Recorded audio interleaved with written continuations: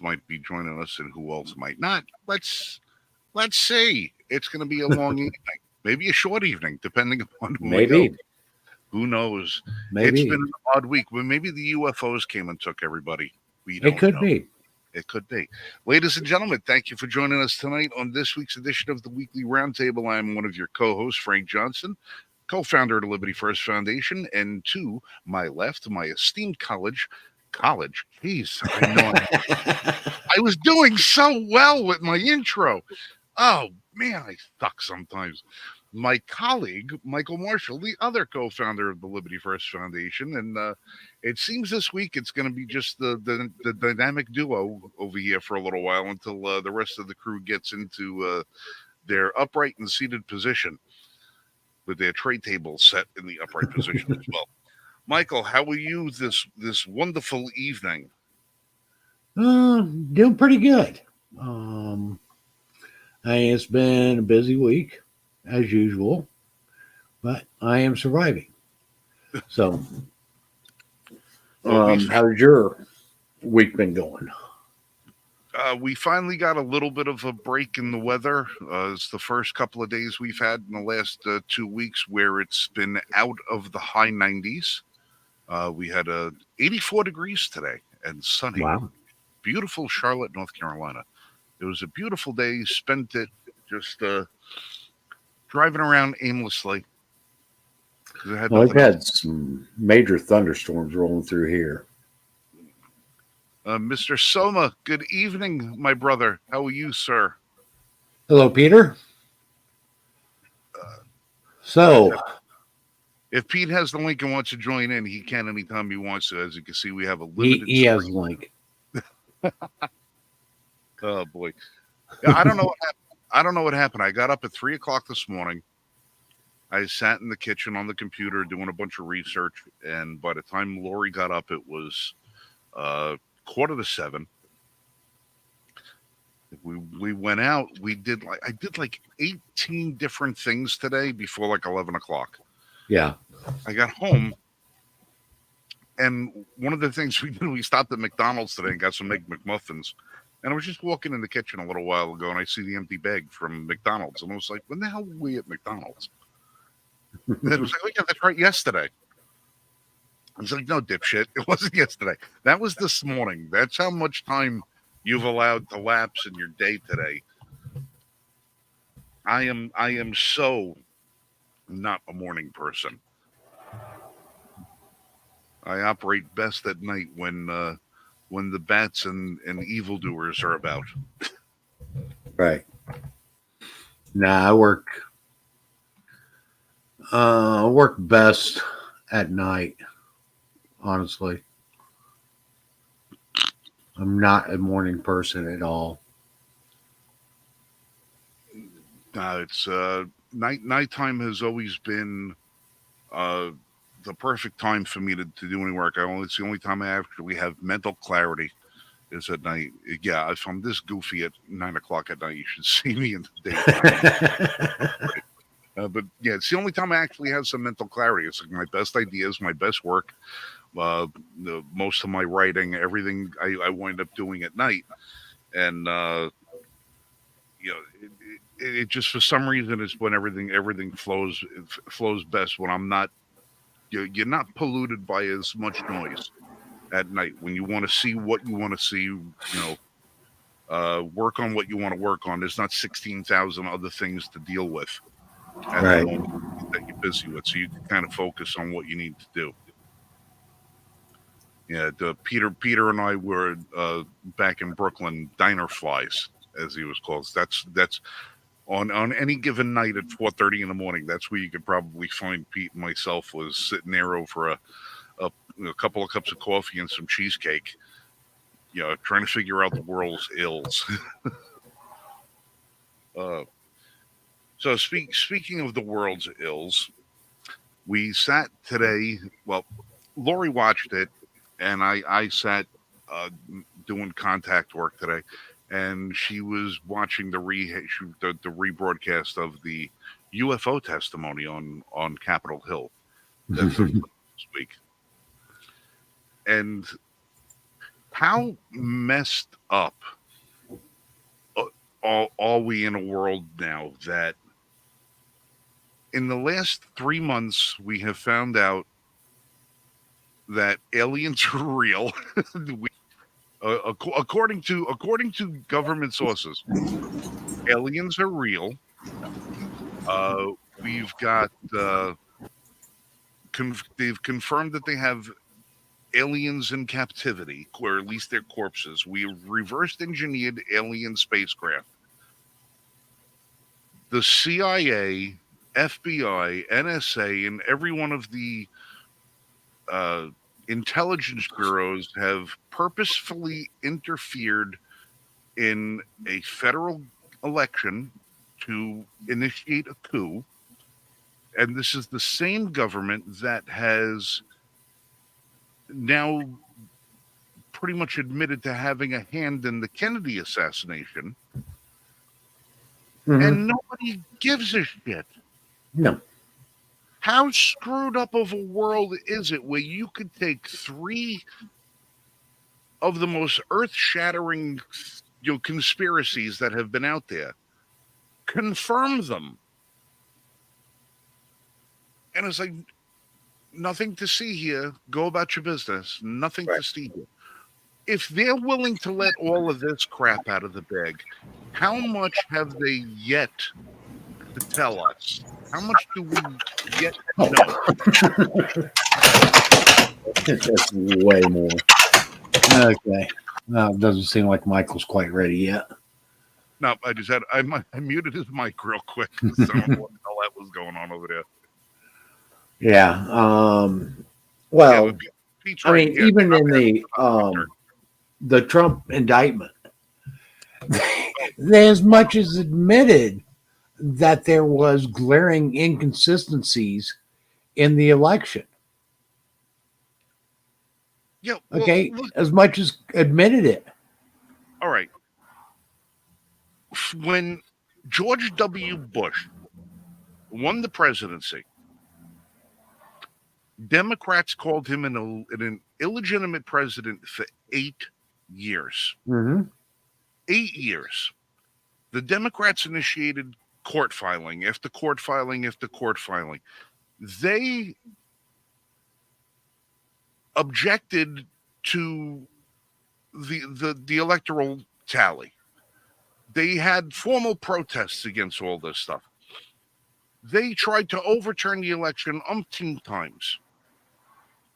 Why was it okay for them to do that then? When Hillary Clinton lost the presidency, they did the same exact thing. It was perfectly fine.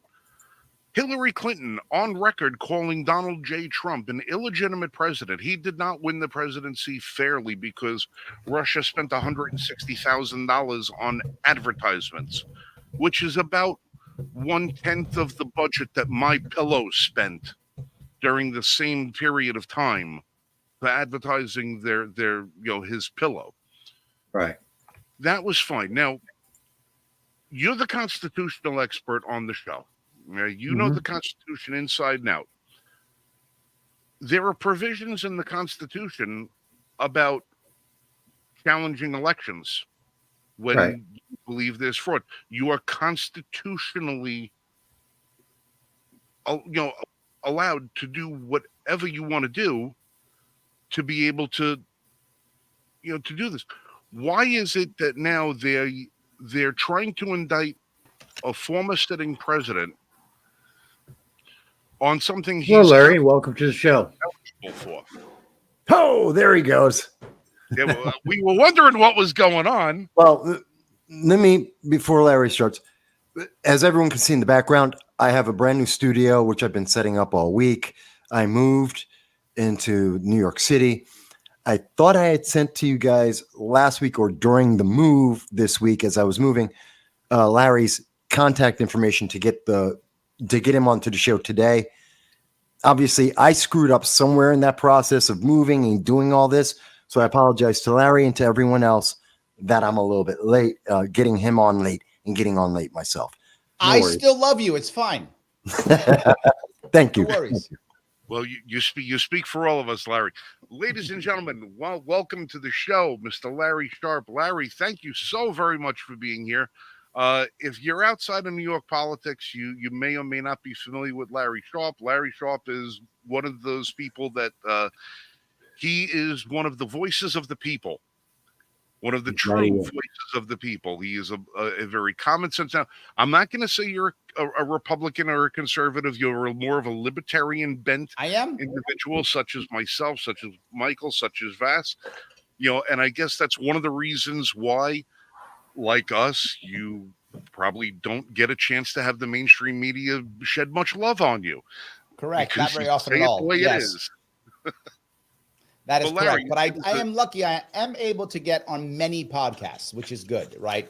Dude, when I ran in 2018, I really had a lot. I was able to get on Joe Rogan. I was able to get on Glenn Beck. I was able to get on Ebro in the morning. I was able to get on a bunch of shows. Dave Rubin. So my 2018 run got me a lot. But 2022, I was sued off the ballot. And when that happened, I couldn't get on most of the shows. 2018, I did get on a lot of podcasts. Yeah. The podcast circuit has been very good for me. You would figure that now that's the one thing that irks me is that, yeah, you can get on a ballot and you can get media coverage, but you would think being sued off of a ballot would be more of a reason to have you on as a guest to explain the circumstances in which that happened, because you would think so. It would shine a glaring light on the inconsistencies in American voting. Yeah, you would think so. How screwed up it is. But no, that did not happen at all. But you are right. Yes. And the worst part is the Democrats were the one who first threw us off the ballot. Then Republicans sued us off and got back on to put the final nail in the coffin. So when it comes to getting rid of third parties, boy, they're buddies. That's when they're friends, right? Getting rid of me, they were buddies. Absolutely. Well, they're two sides of the same coin. Honestly. I would agree. Okay. Democrats, Republicans. I mean, literally, the only difference is which issues they decide to highlight. Yes. That's the only difference between the two parties. Yes, I agree. Okay, and I'm one of the few that believe that we shouldn't have parties. Okay, I believe more people are thinking that. You're not alone, Michael. A lot of people are telling me about that. They're saying the same thing. We need to have more nonpartisan races, things like that. I'm hearing that more and more. And I'm of the opinion, if you can get the sport to get your name on the ballot, that your name should be on the ballot, period. Well, what people don't realize is printing ballots is relatively new. We didn't print ballots before. You walked in, wrote in the person's name, and put your name in the ballot. That's how it worked. Yeah. You wrote in who you wanted. That's what it was. There was no printed ballot. You simply there was a paper that you wrote in who you wanted, and they had to count every vote. That's how it worked. They changed that completely. That's not. Yeah. You should be. The Constitution doesn't say you can vote for the people that the elites have decided are available to vote for. That's not what the Constitution says. It says you vote for the person you want. Period. That's literally what we're doing today. Correct. Yes. Okay. In our primary, people think they have a choice in a primary. No, you don't. No, you don't. You have a handpicked group of people that were handpicked by the party, and they're literally deciding, okay, which one has is more popular.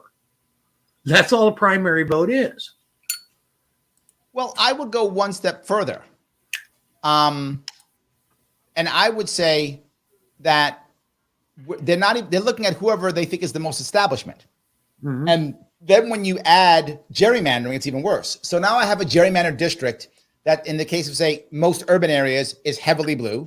In most rural areas is heavily red, to where it's sometimes 3 or 4 to 1 either side. So now for the sake of say it's an urban district, the Democratic Party decides who they want to be their nominee.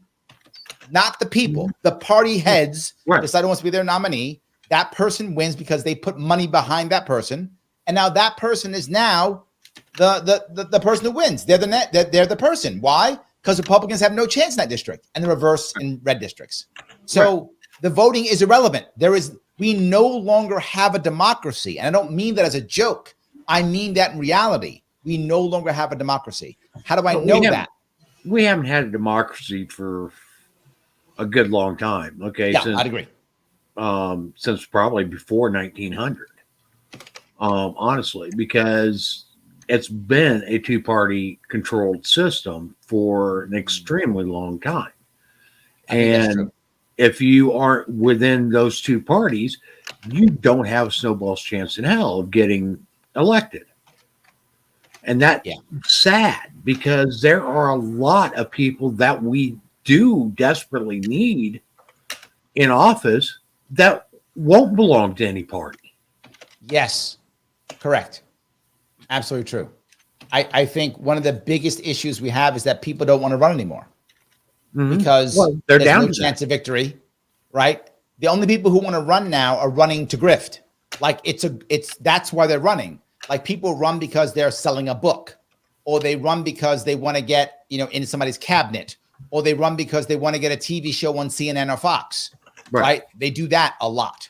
Yeah, well, that and between the political action committees that are paid for by the friends of, Yes. and that all of that money that never has to be accounted for, never has to go. Yep. I mean, why does somebody spend 60, 70, 80 million dollars running for an office that pays $180,000 a year? Yep. It doesn't make a whole lot of financial sense. And then when you look at the parties, when you go and you actually look at like the New York ballot, and there are plenty of parties. There are plenty of parties. The Working Family Party, the Green Party. There's not plenty. There's 4. There's only 4. There's no Green. That's not New York. That's gone. Yeah, there's only 4 parties. Right, but they're like, the two parties that aren't the major parties are literally parasite parties. And I mean the Conservative Party in New York State does whatever the Republican Party says. The Working Families Party in New York State does whatever Democrats say. Right. So Well, they what are I'm saying- two parasite parties. Right. Well, that's what I'm saying. All the little parties that are under there, when you look at it and say, okay, yeah, well, look at all these little parties that you have there, but it's the same candidate on every single one of every single one of their lists.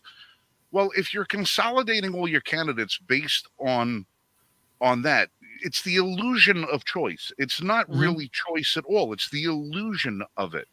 All of this was bought and paid for and predetermined before the voters ever even knew what was going on. Oh, the party heads are going to select. We're going to forego a primary season. Well, who is it? Who gave the party the authority to decide that they were going to forego a primary season when the voters demand the primary? The voters would like to hear. There are people out there that come from every walk of life. You could have some welder, a plumber, an electrician, an average Joe truck driver who knows the solution to every single problem that we have because he, I don't know, lives like a normal human being and balances his own checkbook. Yep. And knows how to run a family, would do 100 times better job than the person that's on the ballot, but because he or she is not going to be beholden to somebody else's idea of what's going to happen about, if we put you on the ballot and we get you into the office, these are the 18 different divisions we would like for you to hire for, and these are the names of the people who you're going to put into place. I would argue that even if he wouldn't do a better job, let's assume he doesn't know what he's doing and he makes errors or mistakes. So what?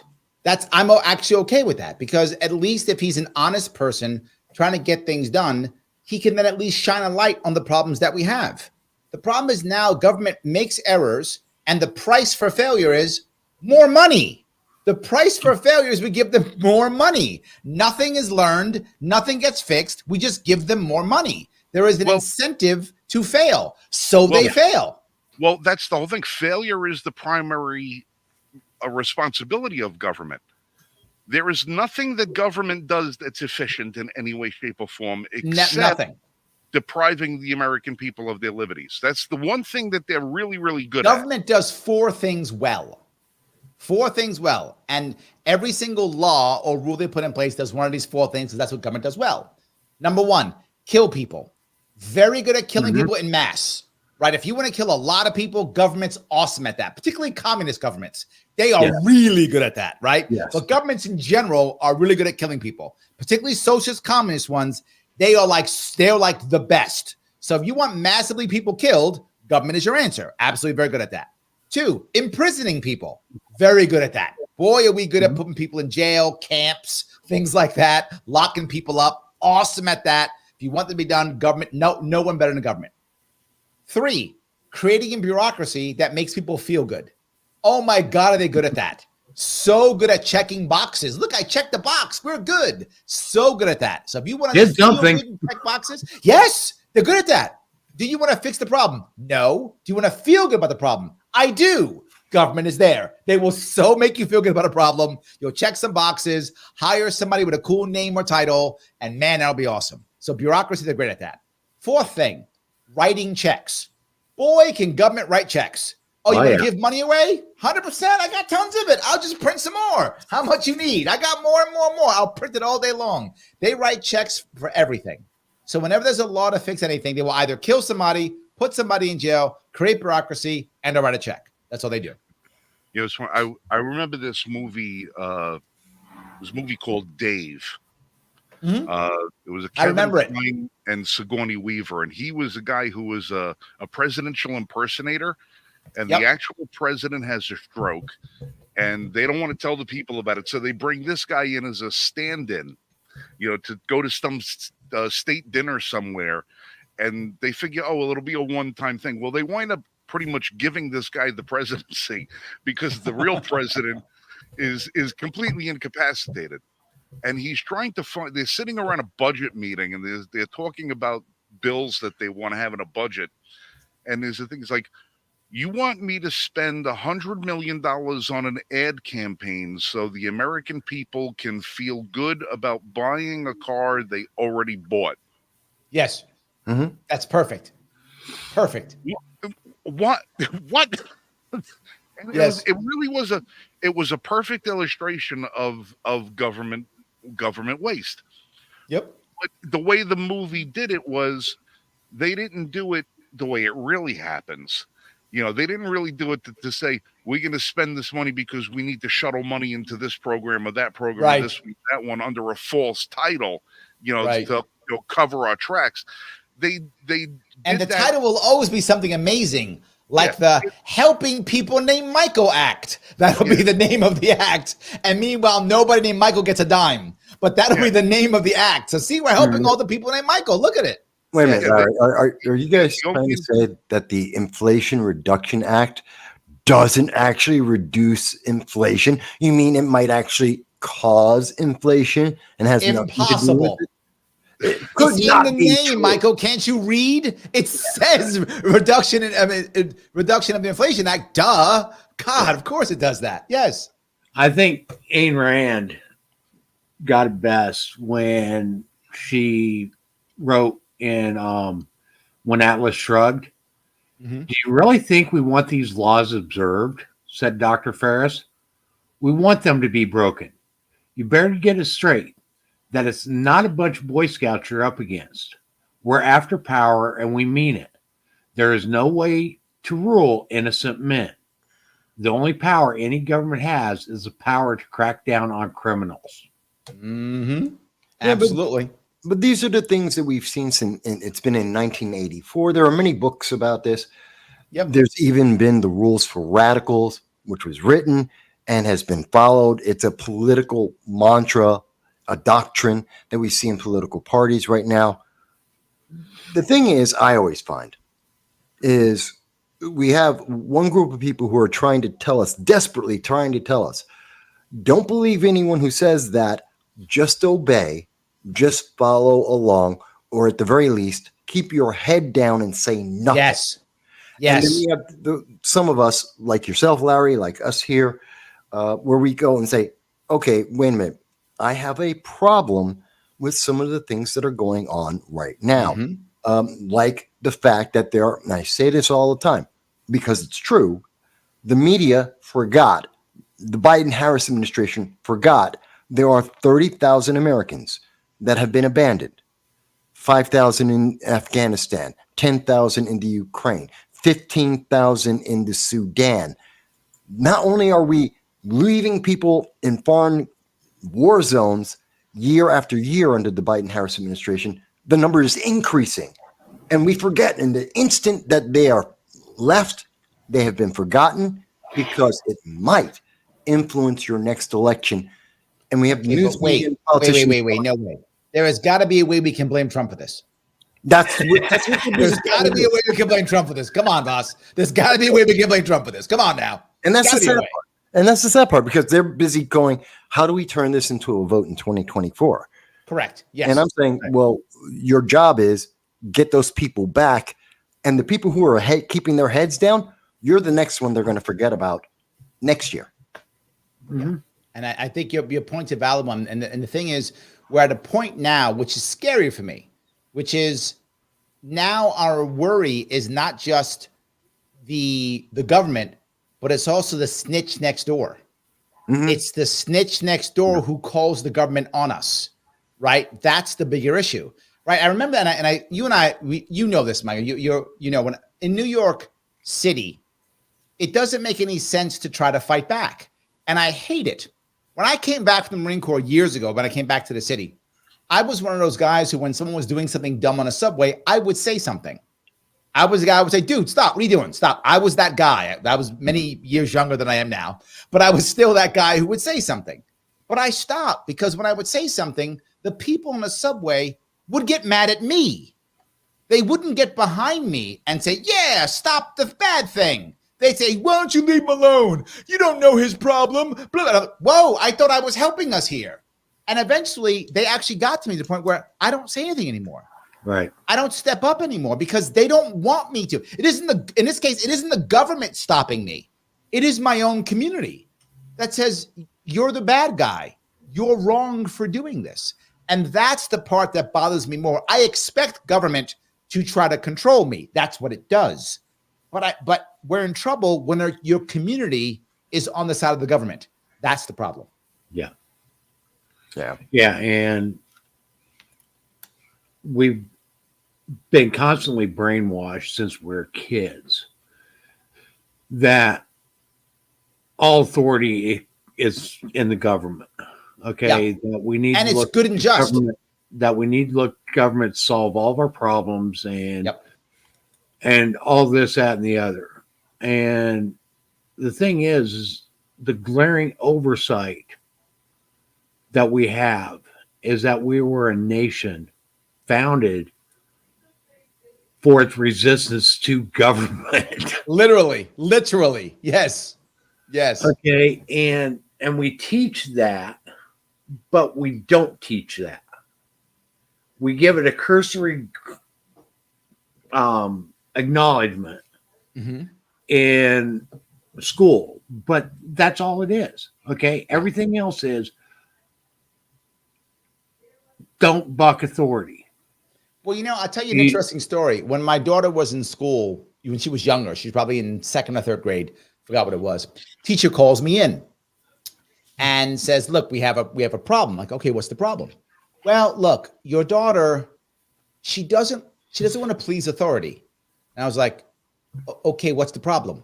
Like, I thought there was a problem. And they're like, no. Like, when a teacher wants me, she doesn't please the teacher. I'm like, oh, that's a bad thing? Yeah, well, of course, and blah, blah, blah. I pulled her out of that school. But that's what they wanted. They didn't want my daughter to be smart. They didn't want my daughter to be original. They didn't want my daughter to think well. They wanted my daughter to please authority. So they wanted. Yeah, that was the goal. Please authority. I'm like, I'm glad I raised my daughter to not please authority. I thought you were saying something bad. I pulled her out. Now, later on in school, she went to a different school.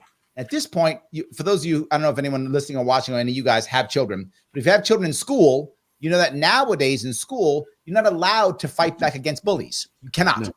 If a bully bothers your kid must take the bullying and tell a teacher or an administrator. They may not fight back or they get in trouble.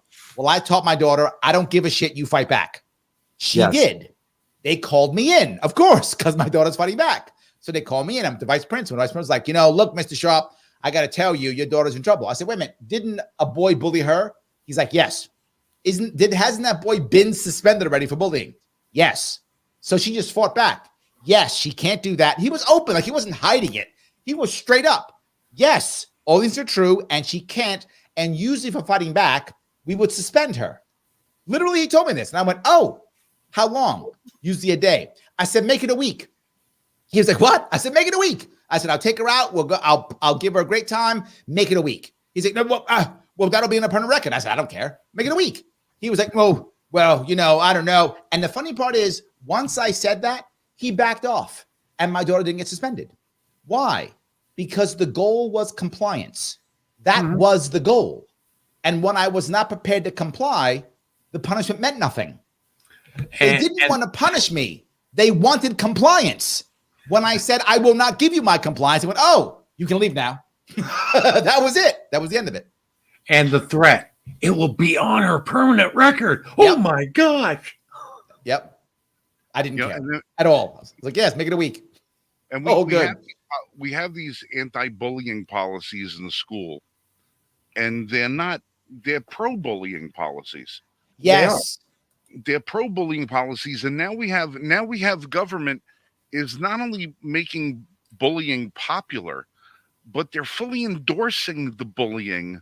100%. Well, with all this stuff. And I don't know, I can't for the life of me understand that when we have so much evidence. If you go back to a lot of these school shootings that took place, the kid who usually is the person who goes into the school shooting the place up was bullied relentlessly. Yep. And went to authority dozens of times, asked for help, and nobody did anything about it. And they wind up making the kid feel even more victimized. Yep. Don't get me wrong. I'm not making any excuse for what anybody does when they do something evil. Burn in friggin' hell for what you do. All right.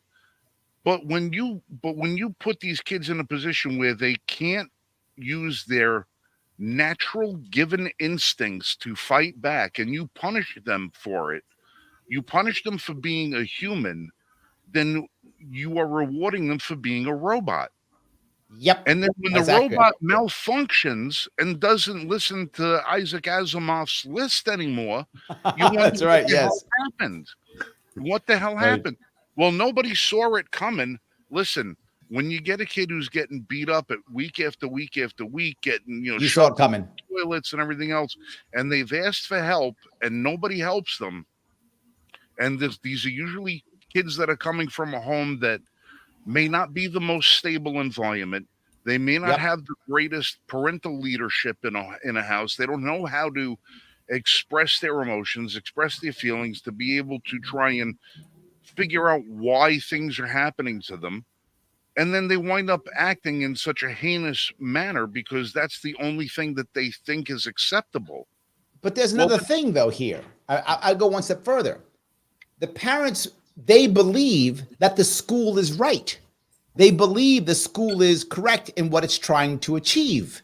The lockdowns across this country, particularly New York State, were a disaster. However, I'm going to give a however. There was a silver lining. And the silver lining to this terrible lockdown was parents saw what the teachers were teaching. Parents saw what the kids were learning. And they were like, what is going on? I always thought school in New York State has been useless. I've thought that for years, and it still is. It's utterly useless. And I told my wife that. She was like, no, it isn't. It's great. It's still good. Then the lockdowns came. She looked at it and goes, oh, my God, you were right. This is garbage. This is terrible. Oh, my God, what are teaching our kids? Yes. And I think a lot of parents saw that, and it changed their mind, right? And people tell me all the time, I hear all the time, Larry, CRT is not a real thing. They're not really teaching this stuff. It's not true. And I'm like, my kids are bringing it home. What are you talking about? I'm literally seeing it. It's absolutely being taught. It's a real. Now, don't get me wrong. Is it? And this is a nuance.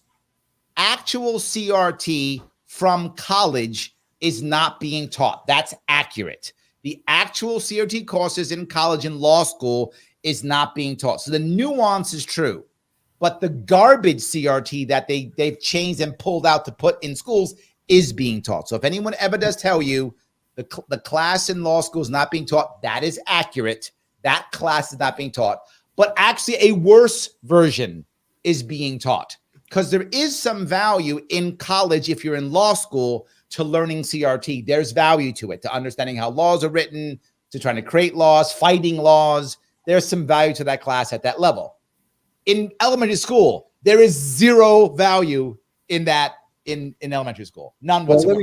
let me jump in for a second, because in the same way you're talking about CRT and the application of CRT, which is what we see in high schools right now, that's what we see in junior high schools. That's what they're introducing to kids in kindergarten, is the application of CRT, not the debate that's happening in law school, Correct.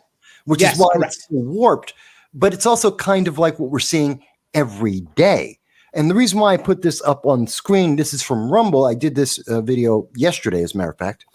Remember, we're being told right now, Bidenomics, you heard this week, just a day Bidenomics ago, hooking us up. that the economy is fantastic. Matter of fact, Joe awesome. Biden said we had 187,000 jobs that were created, which is debatable. Doesn't talk about the fact that we lost about 50 to 100,000 small businesses in that same time, which is a long-term problem for America. But what he said is, and I quoted him from June 28th of this year, telling us about how great everything is going on. Inflation is up 17% since 2021. We have, as I said, small businesses are shutting down right now. And America, for the second time in our history, lost our credit rating was lowered from AAA to AA. Doesn't sound like a lot. It's massive in terms of the way the rest of the world is reacting. And this is what we're seeing like CRT. We're being told, oh, it's all wonderful. It's great. Don't complain. You're the problem if you have an issue with this. Right. Meanwhile, there's a problem and they're lying to us. The economy is great. Then why did we lose our credit rating? Mm-hmm. Am I wrong? Well, and then Kamala came out and said the silent part loud the other day. When What do you she mean? came out, she said the average American is only $400 away from financial ruin. Well, that can't be true. Bidenomics. What is Exactly. going on? Bidenomics has fixed this already. What? It can't be true. She must be lying. Well, I know it's got to be pretty true because I just dropped $600 today on my truck. There we go. Yes. And I'm like, Okay. that's $600 I didn't have to spend right at the moment right now. And then he said, That's oh, it, by the yes. way, you need another $400 or $500 in work on top of it. I'm like, oh, okay, well, maybe Kamala was right. Broken clock, right? Broken clock. Sometimes they're right. It does happen. It does happen. I got 4 cars in the driveway. 2 of them don't run. So I don't know. I don't have a lot in the staff right now to pick from. So I'm gonna have to hold on as long as I can. Look, the day that Kamala gets back to the first and only job that she's gotten, which was in March of 2021, which is to handle the southern border, which is wide open right now, which has 100, we just had in Congress last week, 140 known terrorists, people on the terrorist watch list, entered the United States since January. That is an increase of 46 times versus 2020, 43% more than 2022 when it was 98. She hasn't done anything. We have 6 million people since Joe Biden got in office that have entered the United States besides the terrorists. And she wants to tell us that she has an idea about something else. I don't care what she thinks. She needs to do her job, and she's not. Did any of you guys happen to catch the buoys? The what? The Texas buoys? Oh, yes, the border. yes. Texas border Yeah. with the razor wire. Right. Here you got this. You got the governor of Texas employs this buoy system. It's these big orange balls that are strung together, and they're right in the middle of the Rio Grande. Right. And And he they're said, stretched for a couple of miles. It's impossible. It's like one of those Japanese game shows, like Yoshi's Castle. Or something. Oh, right. Like these impossible obstacles. It's impossible to physically climb over these things if you're in the water. And it's very difficult to swim under them. So the only thing you can do is stay on the other side of them. Well, they're suing the governor of Texas right now for employing. That's right. I heard that. Buoys because number one, the Rio Grande is an international waterway. that's not true. Wow. Yeah, it's barely navigable. All right, but but it's an international body of water, an international waterway, but No. they're suing him International because waterway. Okay. he No. doesn't have the permit required to string the buoys up there. So they're suing the governor of Texas because they're saying he's operating outside of the law, preventing people who are operating outside of the law to come here and operate outside of the law. Well, here's something, Larry. Just tell me if you think I'm wrong here, Larry. First, I can. the 10th Amendment says that the governor of Texas has a right to protect the border of Texas, and putting the Rio Grande, the river, is not international waters. That is a international boundary, and as long as the buoy is on the American side of the river, it's American property. It is the American border, and Texas has the right to put up the buoy system. And I don't think it's actually would be upset. The only people I know who are upset about this are progressives and the Democrats that are in Well, my office. issue, if anybody is going to be upset, it should be the Mexicans, right? If anything, the Mexican should say, hey, take these buoys out of the water because it's too far over on our side. But to your point, Michael, if they're not too far on their side, the Mexicans don't have anything to say about it, right? If it passes the border and goes into their side of the river, then they'd have a right to go, hey, it's our part of the river, get your buoy out. But obviously they haven't done that. So the only people who are mad is the American government. And my point is, let's assume for a moment that the federal government wins the lawsuit. Are they going to physically send troops in to remove the buoys? Apparently. And my point as governor, I would say, is you may not. I would literally say you may not. And I would actually put Texas troops to stop the federal troops from doing it. That's what I would do as governor. Here's the thing, okay, is Texas has as much authority to defend its border as the United States does. Okay, that is, okay, yeah, the United States is supposed to provide for the common defense. But also, it says right in the Constitution that each state has the authority and the ability to defend their own borders. Okay, they can't declare war, but they can defend their borders. And this is just an instance of where Texas is defending its borders. I put up those buoys that are in question. Now, the DOJ actually has no authority on this at all. Okay, because number one, it's not interstate commerce, so they can't claim that. Right. You're right. If there was interstate commerce, wait a minute, what that would be so they could, if they would have said this was blocking ships going from New Mexico to Texas, maybe that would be a stretch. They might be able to make a claim on foreign commerce, but that would be a tough sell. Yeah, that'd be tough. Both would be a tough sell. Not blocking all ports of entry. No, but you brought up the point. The point of the Commerce Clause. Sadly, I disagree with this, but the Supreme Court has been terrible with the Commerce Clause and has allowed the federal government to do all types of crazy shit because of the Commerce Clause. So I do think they may have an argument if they use Commerce Clause because the court has been so bad on it. The precedent is horrible. But now, otherwise, I think Michael Voss's point is a valid one. But if we add Commerce Clause, I think they may have a shot. Yeah, but then you would have to. But the Commerce Clause would only be able to be utilized if you were to eliminate all manner of commerce between the states, as long as you still have another means of getting commerce from one state to another that's not dependent upon the river. I agree with you, but I'm saying if you look at what's happened and the rulings that have happened in the courts have been insanely lenient with this. They have just been like, well, I'm not joking. This is a true story. When it comes to criminal, if you and this actually happened, I was literally consulting on a case for this. If me and Michael are in the Bronx and we are talking about committing a crime, and I use my cell phone and I call Michael, we're both in the Bronx, and I call him on my cell phone and I say, hey, Michael, Do you want to try to commit this crime? If we do that and I call them on my phone, the feds can come in and arrest us for conspiracy. Why? We're Bounce both off in the the Bronx.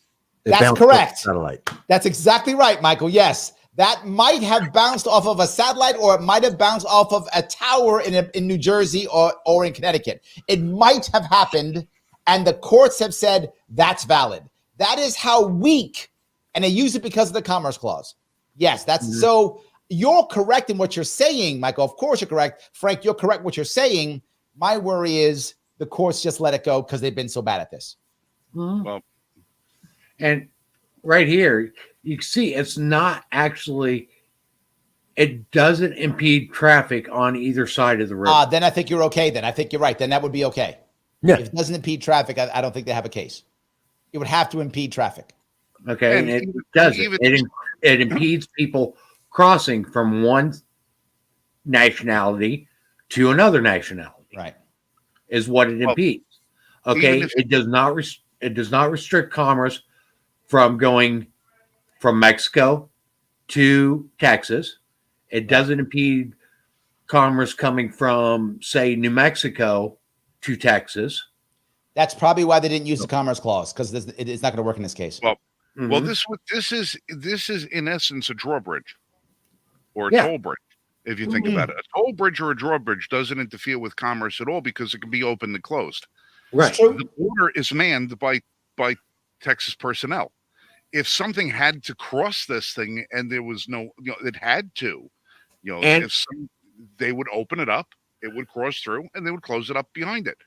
And So here's not the other impeding thing on people. this, okay, is if it is commerce, it forces commerce to come through recognized ports of entry.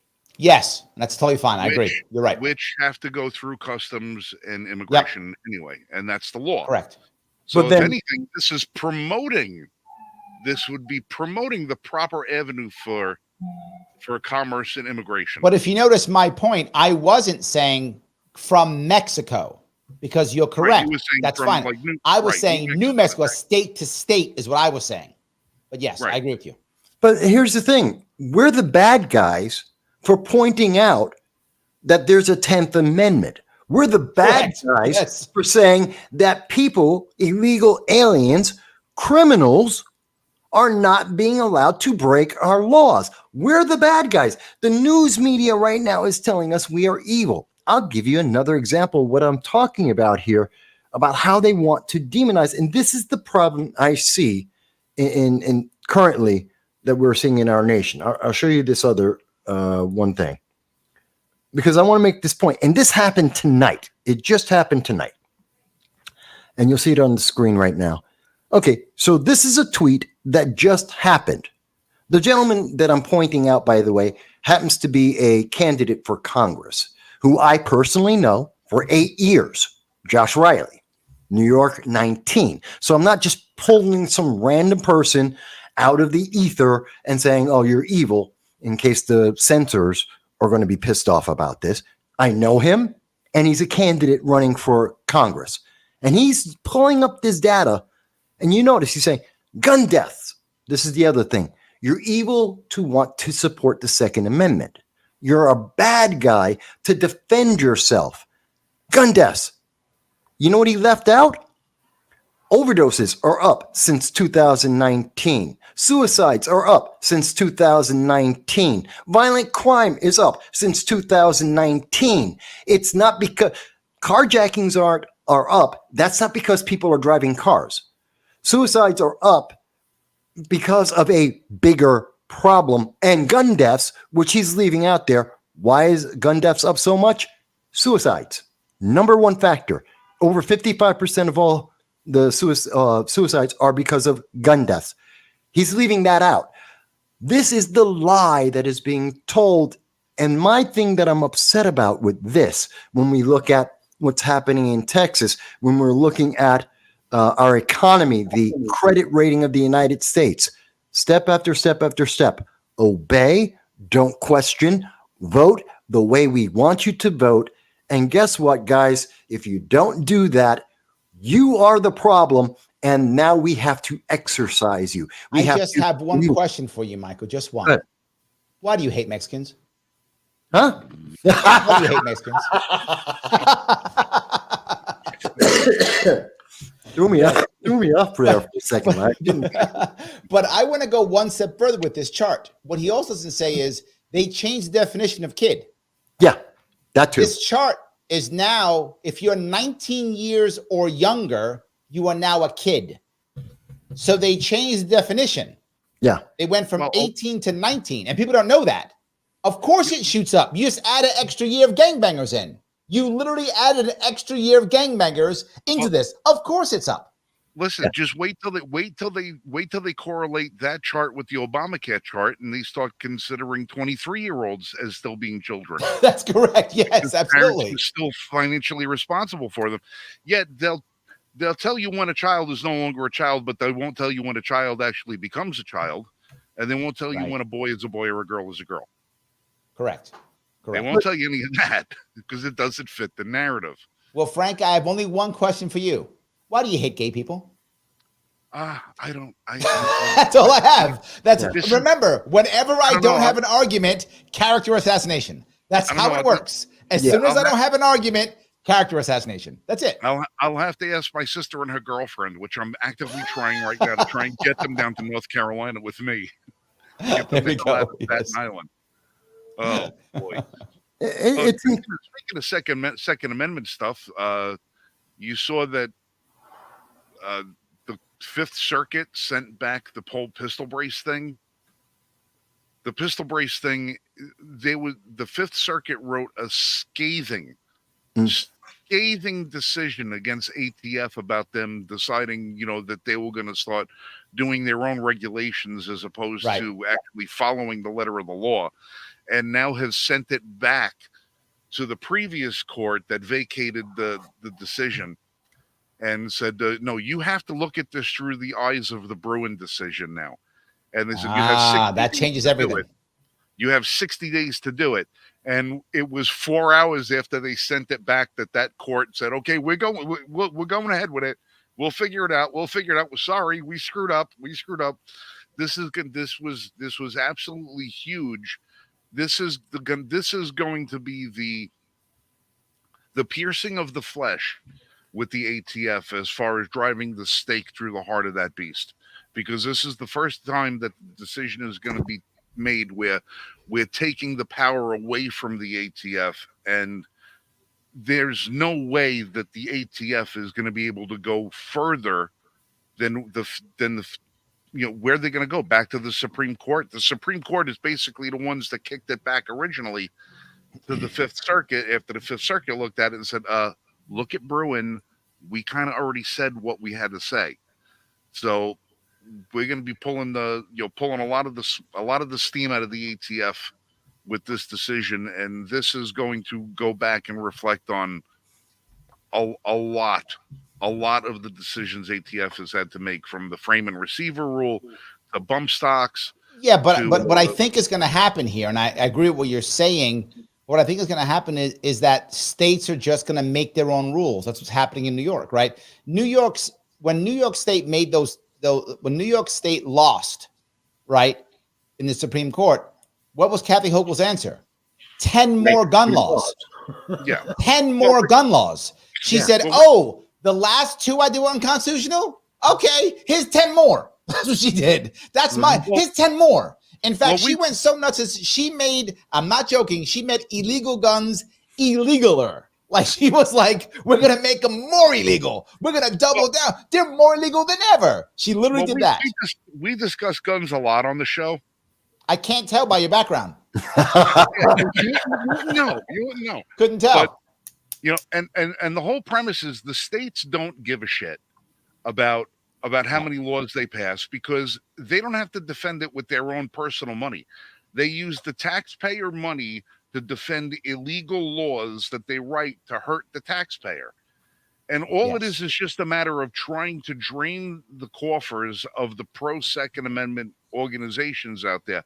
Cost us time, cost us money, and to try and break the will of the people who want to keep up fighting.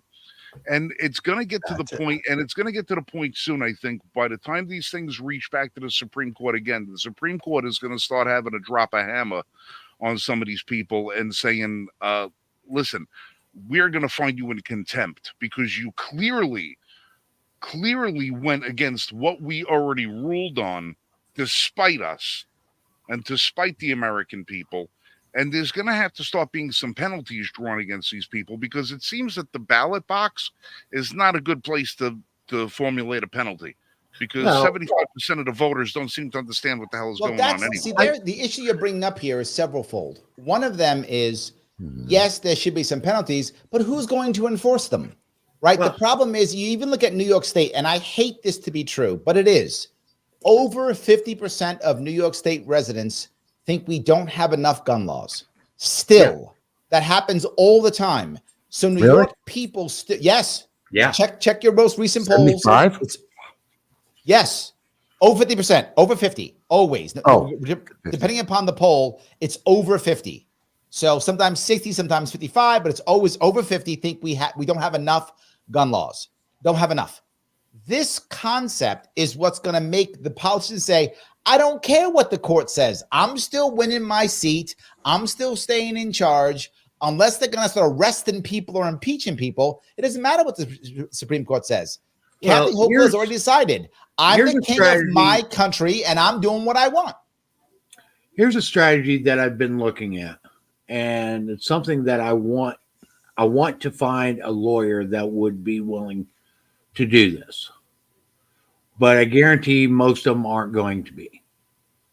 We need to challenge governors, assemblies, etc., on the basis of Title 42, Section 1983. Okay, violation of rights under color of law, which removes their immunity. Okay, they would no longer have any immunity, but you'd have to file it under that. I think that's not how you do it. Right. I tell you how you actually do it. And this is going to sound crazy. It's how I actually do it. You do it on the basis of race. I'm not joking. If you look right now at the gun laws in New York State, over 90% of them are actually used against black and brown people in urban areas. Right. Yeah, and if you look at the 90%. sensitive areas, So most you of just those say are these black and laws are brown unconstitutional because they break the civil rights. You are taking they are unconstitutional because they are racist. You do that, the left can't get around. The left goes, that's our kryptonite. Yes, but that's our thing. We call you racist. You can't call us racist. Well, I'm doing it. I think that is the one that will actually work. Remember, most of the hardcore Democrats think the Constitution's a stupid old thing that we should have gotten rid of a long time ago. So they don't see any value to it. But boy, do they care about racism. Oh my God, they care about that. Yeah. I think if you sue on the basis of race, you actually, one, get more press than you ever would have gotten than anything else. And you're going to have to get Democrats to say, no, we support racist laws. Wow, is that going to be hard for them to say? No, it's That's not the because one they that did it. They Well, said say that it with every day. affirmative action. They say it every day. They just say it in different vernacular. No, they came straight out and said it when they were pushing the affirmative action. They were saying, yes, they want Harvard to discriminate on against people on the basis of color and literally just the color of their skin. Yeah, but it's you're not. too But far right it's, to understand how the left thinks, my friend. The left does not think that. The left says that racism, in this case, is about privilege. See, it's about privilege. This is their argument. I'm not joking.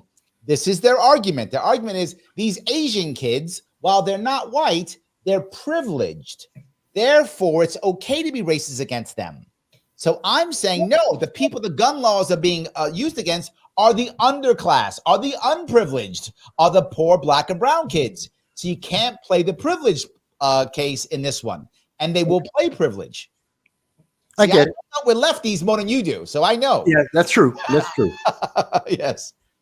well, then again, the Democrats are also the people that believe the people of color are not intelligent enough to figure out how to get an ID. Yeah, I don't know how to get one. I don't know. I have no idea. Are would we they- on a yeah. computer? How would Is they it not on? understand how Me and Michael have never had IDs in our life. We have no idea how to get one, but it's still clueless. We have to ask our friends. We don't know.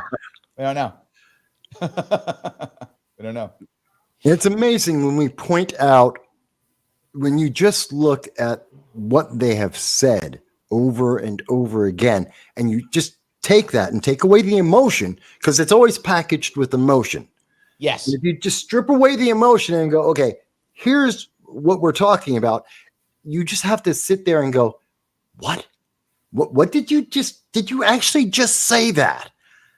And they're like, yeah, but don't you feel? No, stop feeling for a moment and just actually, think about what you just said, because they never actually think about what they said. They think they feel. They're constantly telling us how to feel, but they're not telling us how to think. They're not telling us that we should think. Again, it goes back to all of the things that they're saying that don't make any sense, all the issues and the way they're trying to tell us the Second Amendment, the 10th Amendment, the Constitution. It doesn't exist. It doesn't work.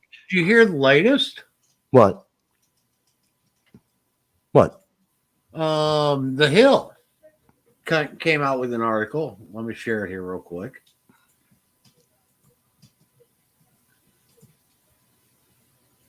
Dum, dum, dum, dum. Congress must close this Fourth Amendment loophole. Oh, What? okay. Fourth What Amendment secures American citizens and their property from warrantless searches and seizures. However, the federal government has devised a scheme to dodge those protections and acquire extensive, deeply personal data on individuals. This requires neither search nor seizure nor a warrant. Instead, federal officials simply purchase private market data. I thought you were going to say the Patriot Act. Well, that is basically the Patriot Act. Yeah, it's basically Patriot Act. It basically is. Yeah. It basically is. I mean, we have the secret courts. They do that. They have Yep. the Patriot. And there's another program where they've been taking all of the data on the internet and they just download it. Like literally Right. all transmissions that touch America get downloaded. Yeah, the NSA's been downloading zettabytes of internet traffic for decades. Well, Yeah. Is that true? well, here's the thing. Yeah. Once you put It is. Wow. everything that you put on the internet, you no longer have any expectation of privacy. So it's there we it's go. out there. It's Not out there. my email. It's in the ether. No, because that's secured by password. No, they have access to. If you have privacy settings, that disallow people from gaining access to your personal information, that's all they'll be able to legally be able to have access to. But every time you go onto Facebook and you go to a restaurant and you do a check-in, oh, I'm over here at such and such place, or I'm here at such and such place. Any comment that you make, any movement that you make on the internet, everything that you do is going to be downloadable. Here's And why. they'll be able to say, hey, you put the information out there, you decided to do that in public. You don't have an expectation of privacy if you let everybody on the internet know that you were at TGI Fridays on Thursday. But here's the thing. There's also another part of that. Again, these are conversations that we should have in America. We're not, because the news media is biased and they want to get to the next election and have their guy win. But here's the problem. I have a cell phone. Okay, you've got your cell phone, right? Michael, It's what got do a you have? password on. So I have locked the cell phone and you don't have access to it. Now they're saying that the applications used within the cell phone, that they have access because then it's now public. But we can make the argument in a courtroom that no, I've secured the transmission system and you just happen to interpret it. And we know that the government has, the NSA has admitted that they are recording transactions, kind of like the example you mentioned earlier, Larry. Because my conversation with Larry may go to the satellite back to the Bronx, well, that's an international transmission. The NSA has a right to tap into that transmission and to record it. They've used this argument to get around it. There is a problem And all of these problems are government bloat, overreach of the government, while dumbing down the public and saying you have no power. And we've said this on the show many times. I think Larry, I know Larry, you said it on your show many, many times. The answer is we need people to get out and vote. We need to pull back this government so far because it is insanely too powerful. All right, well, here's something that irks the hell out of me. And I know this is going to be a little off topic, but the way you just frame that, it kind of makes sense to me.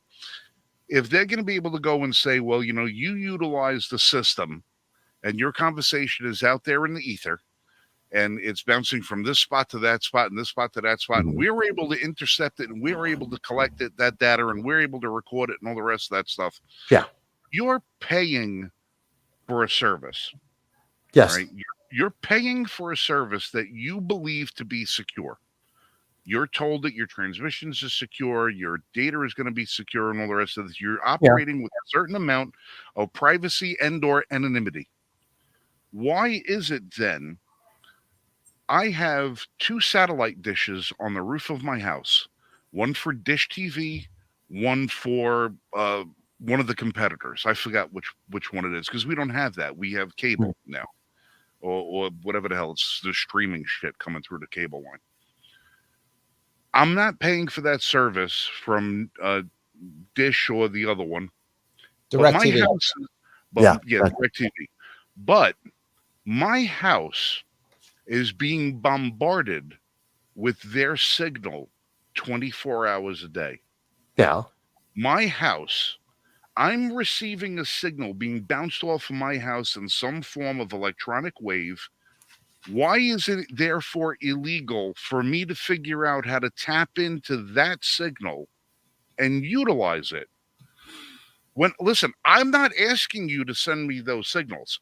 These dishes were on this house when I bought it. I therefore own the dish because when the previous owner bought the service, they bought the hardware. They sold me the house with the hardware attached to it. I own the hardware. You're bombarding my house with the signal. As far as I'm concerned, it should be just as accessible to me as sunshine or rain. You're not Why the government. I would but rain isn't yours either. The government owns the rain. That's true. So sorry. I know that's what they say, but bullshit. Government owns the rain. Sorry. Yes. Bullshit. As long as that rain is penetrating the ground, and the real estate law says that I own every inch of my property to the center of the earth and everything therefore in it. Actually, and I own all the way up to the sky. It doesn't say that. No, you only own up 400 feet. I'm sorry, dude. On all of those things, you are wrong. The government is going to cut you off on that. The government owns the rain. The government does not. You don't own your lands and bottom. If you read New York State, and I know this to be true because Lori was a realtor and she showed me the chapter and verse and this stuff. At least in New York State, whatever property you own that property, and whatever's underneath it. That's what a lot of those fracking lawsuits were about because of the horizontal drilling, where people being able to go and subvert somebody else's property and get to the shale on the other side. And they said, you don't have the authority to drill under my property. And cases were one of that saying, yes, you own all the way down. But the fact is, if the government can collect your data because it's in the air, why can't I collect anything else that's in the air? Why do I not have the ability to do that if government can do that when we are supposed to be the masters of our government? The government is not supposed to have power or authority that the people don't have. So why is it good for the government to be able to do theory, something, you are but not absolutely correct. Theoretically, you are 100% correct. In practice, though, when I brought this up, there was a guy from Greece who was a friend of mine. He came over and he was talking about how the war on drugs, is a good thing. And I said, "Oh, let me ask you a quick question, if you don't mind. And we were in Queens, so there was a house next to mine. I said, you see inside that house?" He goes, "Yeah." If there was a guy in that house right now, you looked at him and you saw him smoking a joint. You saw him right now smoking a joint. Is it okay? And I don't mean legally, I mean morally. Is it okay for you to kick his door in, go in there, grab that cigarette from his mouth, that joint from his mouth, right? Grab it, and then lock him in his room? Is that okay? He goes, "No, of course not." I said, "No." I said, "But the cops can." He went, I said, "Why can the cops do it, not you?" Because cops can, because we do give our government rights and powers that we cannot do. We do it all the time. So I think theoretically you're right, but in practice, we always give government more powers than we have constantly, all the time. It's the norm for us. So that's why I think the government can do things. We give them authority to do things in lieu of us being able to do them ourselves. We give them that authority. No, and my argument was exactly the same thing. I asked him morally, is it okay for him to do that? He said no, but cops can. So cops can do things that we don't, and we have given them the ability to do so. That was voluntary. And that's why we have to rein those abilities back from. I would agree. I think you're right. And that's one of the reasons why I say if the government, if I can't do it, then government shouldn't be allowed to do it. And if if we've given that authority to them on our behest, we need to rein it in from them. Yes. We need to take it back. Keep preaching. I'm in. Amen. It's not right for me. It's not right for you. That's why I was always pissed off every time I looked at, I had an old Colt AR-15, and on the receiver it said for military use only. It was a semi-automatic.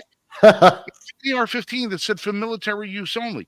I have a handgun inside that says property New York City Police Department. My father had to buy it, had to pay for that gun from the police department. He owned it, but it still says property of New York City Police Department, even though my father bought the gun. And it's on his permit. Now it's on my permit. And I still have to have that on there. Why do we, if we have given way too much authority on the whole idea of this idea of, oh, well, we need somebody to make us safe. Yeah. And when you spoke before about we have to use racism as a means of trying to affect our Second Amendment rights better in cities like New York City and everything. That should have been our key when they had the defund the police movement. Yep. Because the flip side of the argument that was never made to the people that were all about defunding the police were, if we defund the police, you will be responsible to police yourself. No. Yep. How will you be able to police yourself if you don't have the means to defend yourself? So if you want to defund the police, you have to insist that you have the tools and apparatus at your disposal that the police department will no longer be able to bring to your service. But Frank, your Second Amendment rights. But Frank, they actively, and tell me if you think I'm wrong here, they actively stated, yes, we're going to defund the police. You don't have a right to defend yourself. You don't have a right for a bulletproof vest. You don't have a right to a handgun. You already have an obligation to try to leave the situation. Look, we should have done a better job at conveying a message at the time that stated, if you're going to defund the police, you have to defend yourself. And if you, I agree, Frank. I'm just saying what Voss has said is true. They said no, no one gets to defend themselves. No, right. But my point is we should have done better. I agree with you. We should have been better at that, and we weren't. But it was the they said. Yeah, it wasn't the people said. It was the they said. It was the friggin' leaders, the quote unquote community activists. They are the people. Didn't you know that, Frank? Al Sharptons and everybody else that nobody elected to any sort of position at all to speak for people in mass. Wait a minute. Are you telling me Al Sharpton's not the emperor of black people? He told me he was. He told me he was the emperor of black people. He's not. I don't know. Damn it. I don't know if you go to people. If you go to Atla Ministries in Harlem and go talk to Pastor Manning, that's the man who should be out there speaking for the people of the community. God. Okay. But you know what we're getting instead of all that? This is the latest thing this week is now Ron DeSantis, a governor of Florida, is going to have a debate with Gavin Newsom, the the governor of California. Friggin' Jake Paul fight. Nobody gives a shit. No, you guys are 100% wrong. I covered this on my show 2 hours ago. Did you? You guys are wrong. This is brilliant. And let me tell you why before you yell at me, because Voss is get ready to yell at me. Before you yell at me, let me hear me out before you yell at me. Hear me out. The reason why it's good for DeSantis, if I was DeSantis' crew, I would say, take this. 100% take it. Why? DeSantis is hurting.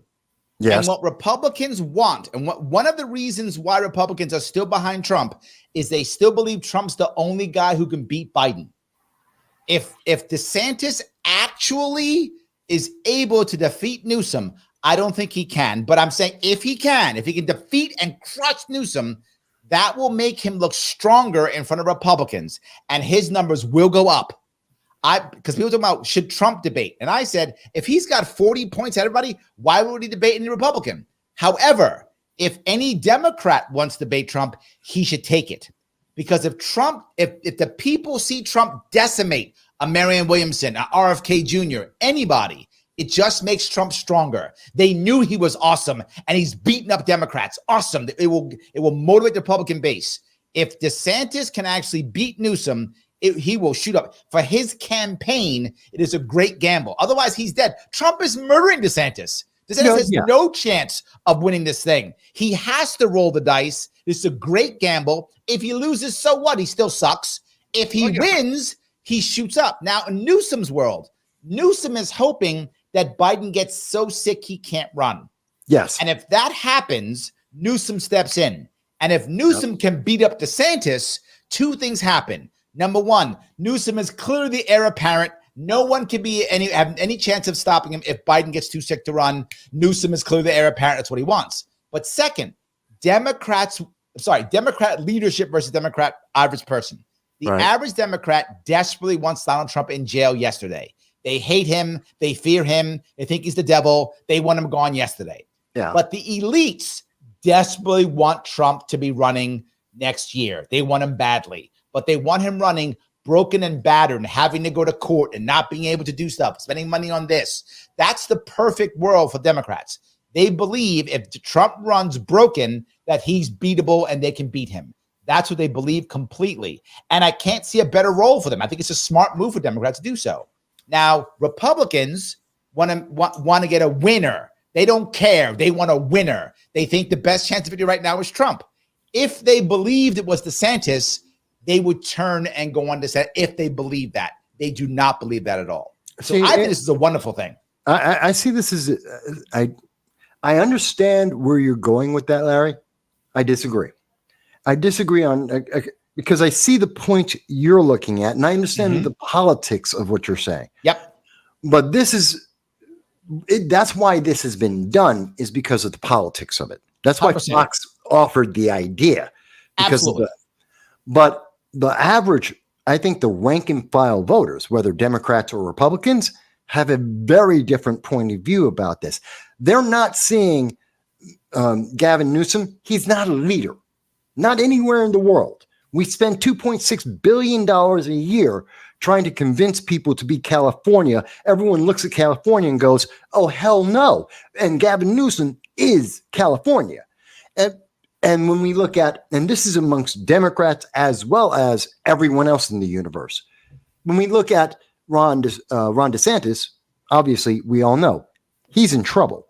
He's not just in trouble with Republicans; he's in trouble with everyone.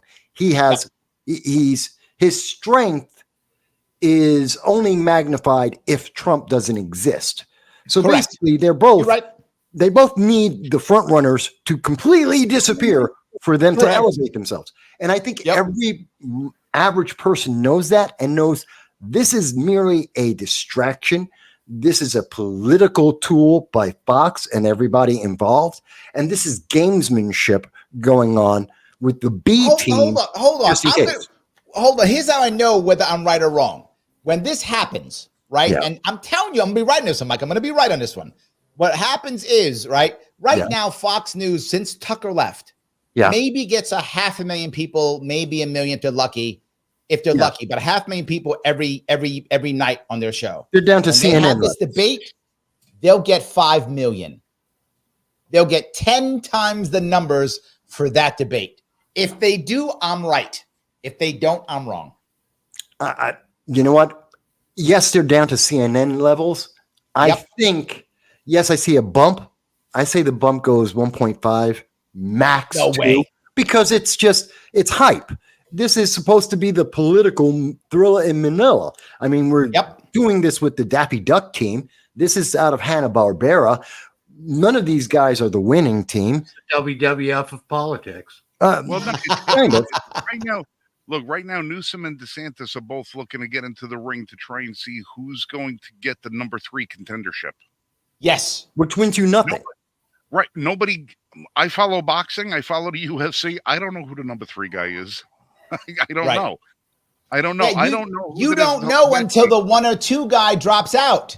Then you find that person right away and they're ready to jump in. Newsom and DeSantis are still young and ready. They can do this now and be set in case something happens. No, I think they're done. Set for 2028. Either way, they're set. They're going to play the long ball on this thing. Yes, that's what I think. I don't think anybody who's going to give.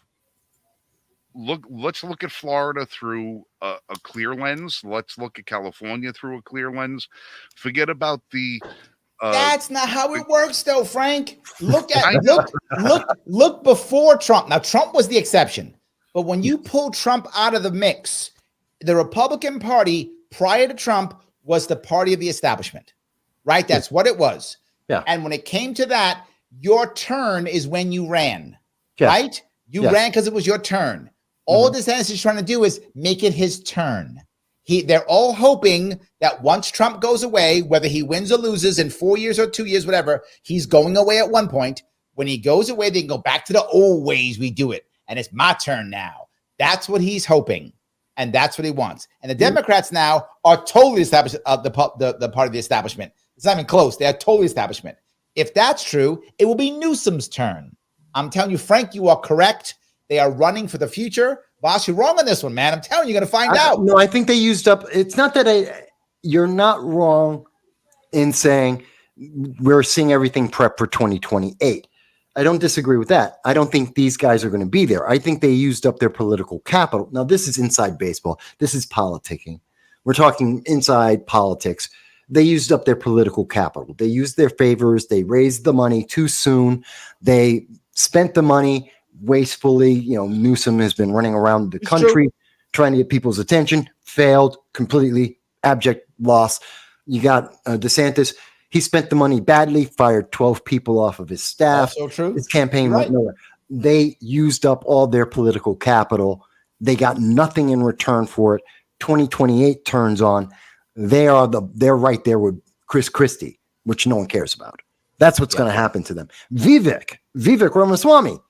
He's the guy everyone's talking about. I said it when I was on Kennedy's show, Kennedy Nation, months ago. I'm the one who called it. I said, if anybody can beat Trump, and I said it again tonight on my show, if anyone can beat Trump, it's Vivek. I'm not sure anyone can beat Trump when it comes to a Republican primary. But if anybody can, it's Vivek. Because Vivek is Trump from 2016. No, AOC is not going to. 2028 is the joke. If AOC jumps in 2028, because I see you put that up there, Mike, and that's supposed to be funny. I didn't put that up. He was just trying to trigger you. Is what he was trying to do. He's like, that was me. I did that. This will get Voss. That's what it was. She's the worst of everything. She is a progressive, a Democratic national. I know, and that's why I believe in 2028 she's the DNC nominee. Actually, I don't think so. I think she may be. I think she has a chance. She might not be the top of the ticket, but she's definitely in the VP spot. I would agree with you. Yes, I think you're right on that one, Frank. VP maybe. I think she could do that. I don't think she's top of the ticket. No, Tim Scott is running for VP on the Republican ticket right now, and doing a good job. Vivek was running for also against Tim Scott for VP, and then he got popular. So now he's got his opportunity to go for it all. But I think he's still happy with VP. Well, whichever one of them attacks Trump first is going to be the one that doesn't get the slot. Yeah, but Trump is not going to put somebody in there as his second who's attacked him in any way. See, but if we go back to, we have seen a pattern where the public is being told Here's a distraction. Here's a distraction. Here's a distraction. You don't have any rights. The government is going to micromanage your life. The government is always right. You're always wrong. You're evil if you disagree. You're the enemy. Literally, we have gotten to the point now where we are literally listening to the guy in the White House, whether or not he's always there in his own mind, is out here telling people they are the enemy of the state for daring to think make America great, an inherently positive statement, and that makes you an enemy. By not getting an experimental jab makes you the enemy. Questioning the status quo line from the mainstream media makes you an enemy, even if the fact we know 2 years from now, whatever the headline was that was in question, the truth comes out 2 years from now. And we're the bad guys. We're the enemies. Michael. Huh? One question for you. Yeah. Why do you want grandma to die? Just say, why do you want grandma to die? Obamacare. Obamacare wants grandma to die.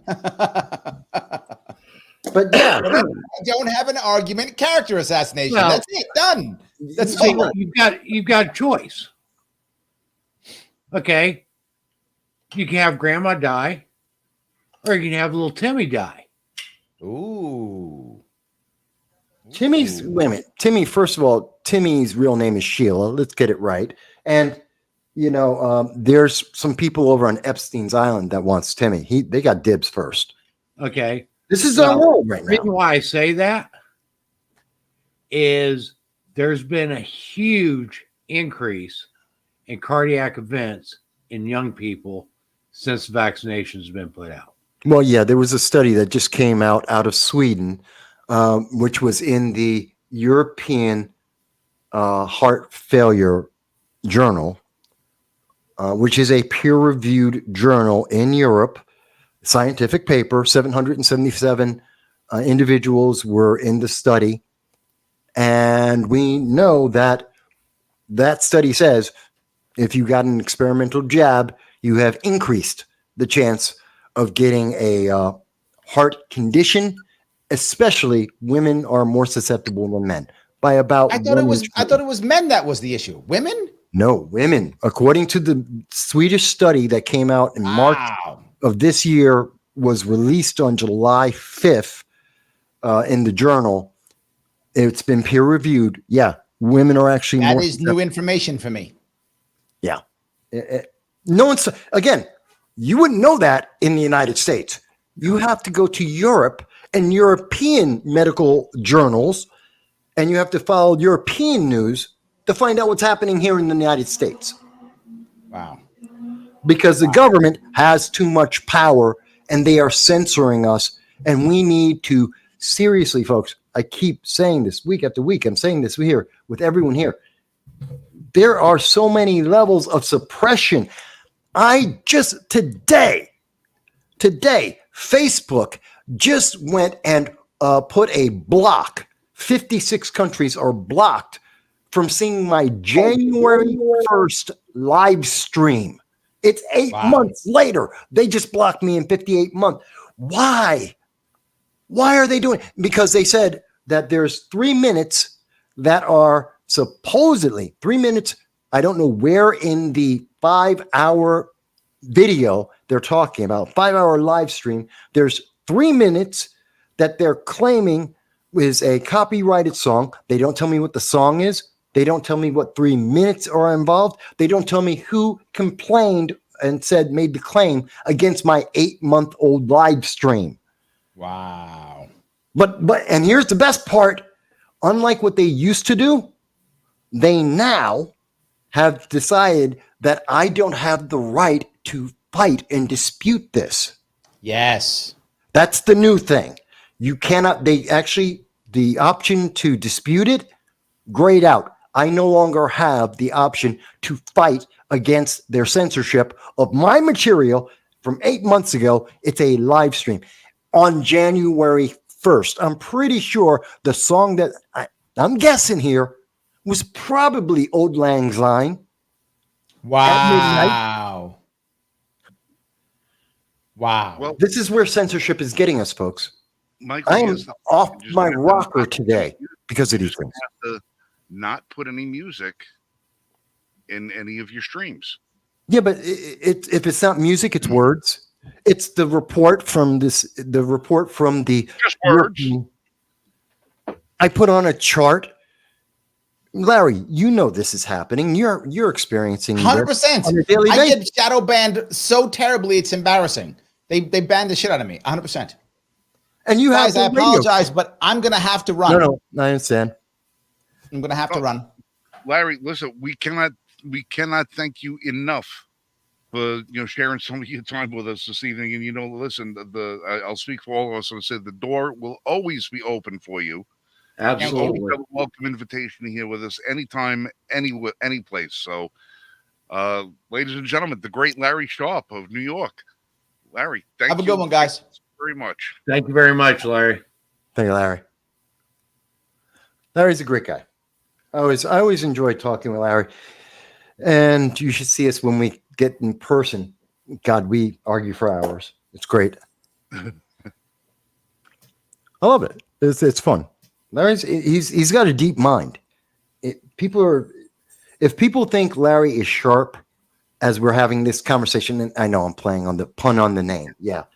But if you think Larry is really swift and knowledgeable, and you haven't heard the depth of how much he thinks about this and how serious he is until you've actually had a conversation in person with him.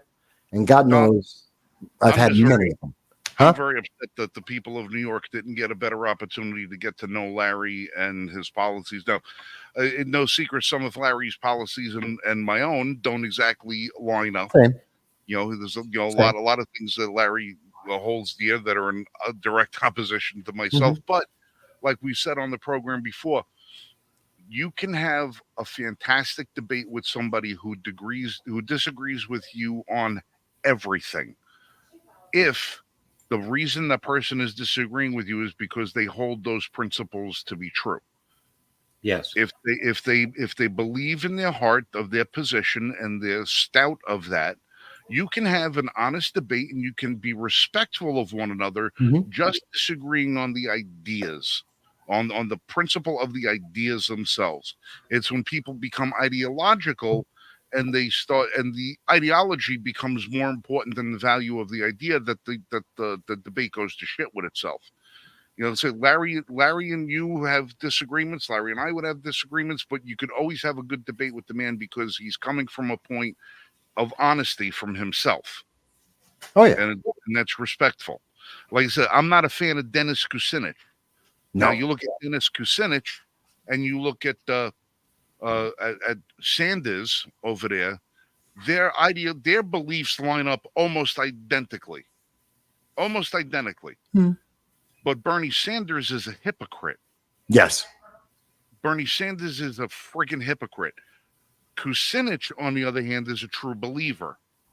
You can have a more respectful debate with Dennis Kucinich, and he will be respectful of you, even though he disagrees with you, than you ever could with Bernie Sanders. And I know because I've actually debated against Dennis Kucinich. Okay, fair enough. I've not. And Dennis Kucinich happens to be a very nice person.